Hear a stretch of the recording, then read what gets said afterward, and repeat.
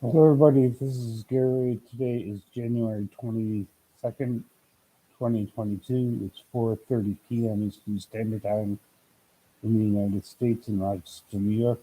And this is my Coping with Schizophrenia blog entry for today. Um, Today is not much to report on.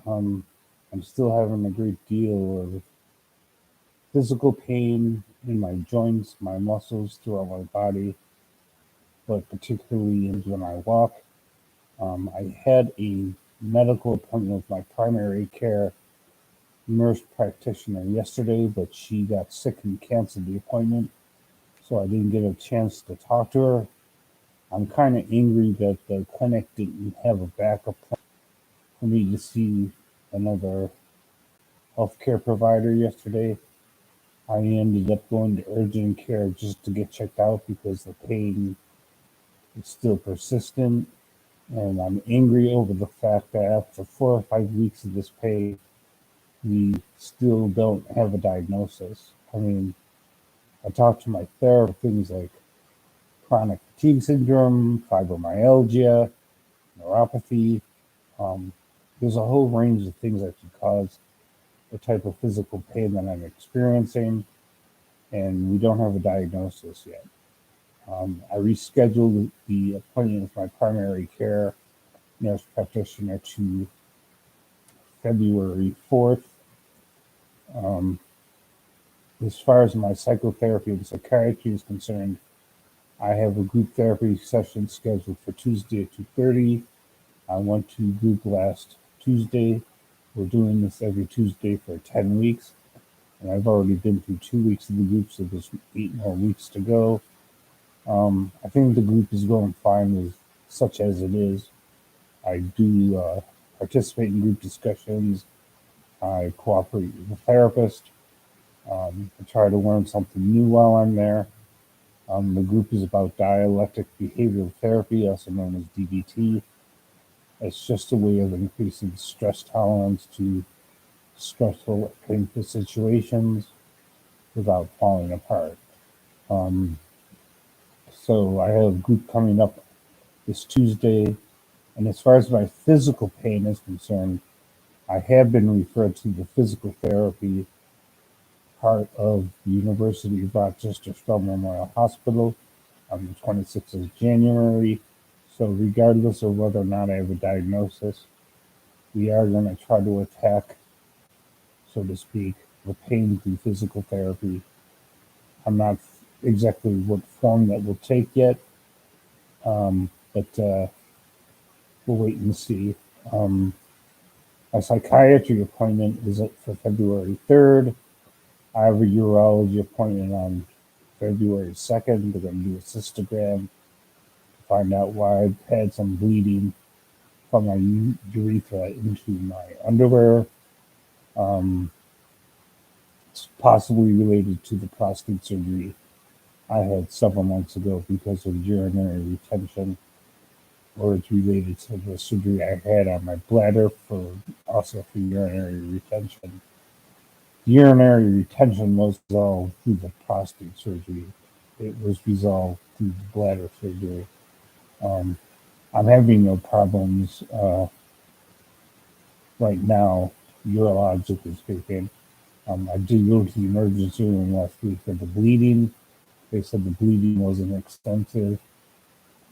There was no evidence of excessive blood loss. My hallucinations are pretty much under control. They're there constantly, but they're at their baseline. My depression is pretty high. My anxiety is pretty high. My paranoia is not too bad. My delusions, I don't think are too bad. Um, my pain is so. I mean, it's been under better control since I started using Flexeril, which is a muscle relaxant, and Tylenol, along with going back on Neurontin.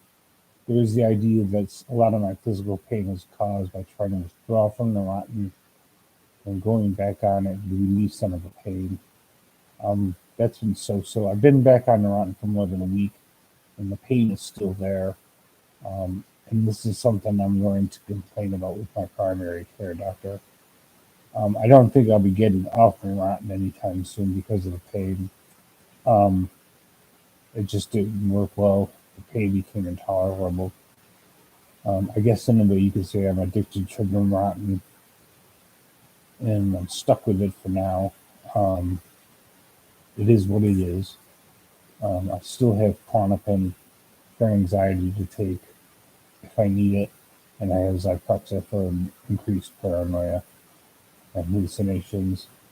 I'm still sticking to my daily schedule, making these videos, doing my work on my computer, exercising every day, and meditating twice a day, and taking care of the daily activities like food shopping, cleaning my apartment, doing my laundry, taking care of my own personal hygiene, keeping the apartment clean, keeping my clothes washed, that kind of thing.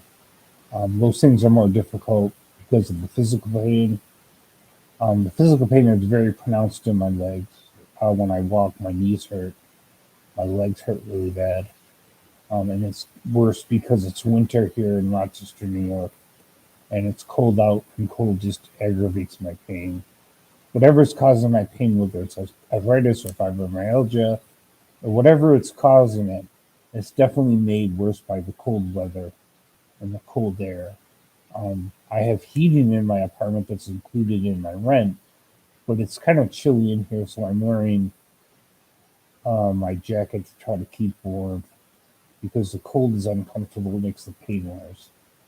Um, but beyond that, I'm doing okay. I do rely heavily on the Klonopin to reduce my anxiety. The anxiety seems to aggravate my pain.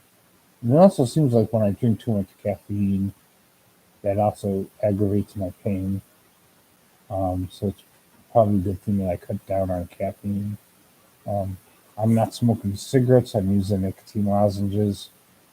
Um, I probably will be using the nicotine lozenges indefinitely because I'm not ready to quit right now. I have too much other stuff on my plate to worry about actually getting enough nicotine. I'm just concentrating on not smoking cigarettes. So comment, like, share, subscribe, and let me know if you want me to do a video on a specific topic.